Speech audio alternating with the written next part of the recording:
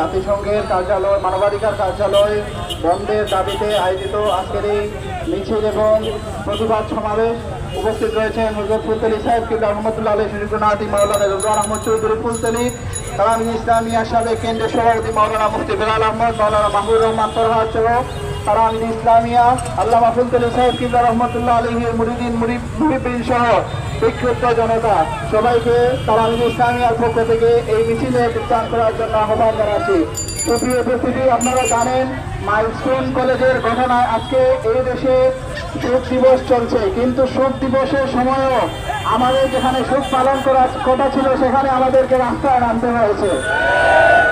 কারণ আমরা রাস্তায় নেমেছি কারণ দেখতে পেয়েছি এই বাংলাদেশ, যেই বাংলাদেশ আমাদের প্রিয় মাতৃভূমি, সেই বাংলাদেশের স্বাধীনতা সার্বভৌমত্বের আকাশে আজকে কালো মেঘের ঘোরঘটা দেখা দিয়েছে। আমরা দেখতে পেয়েছি যে ইন্টারিম সরকার এদেশের মানুষের ম্যান্ডেট নিয়ে ক্ষমতায় বসেছিল, সেই ইন্টারিম সরকার ক্ষমতায় বসার পর একটি নির্দিষ্ট দেশের দালালে পরিণত হয়েছে।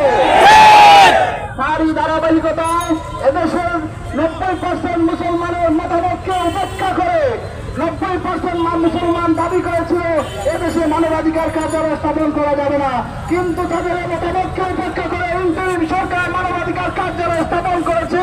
আমরা তীব্র প্রতিবাদ জানাই। আমরা আরো দেখতে পেয়েছি এই ইন্টারিম সরকার দেশকে নাস্তিক দেশে পরিণত করার প্রচেষ্টা চালিয়ে যাচ্ছে।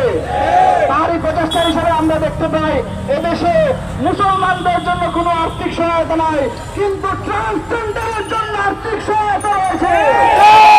এদেশে মুসলমানদের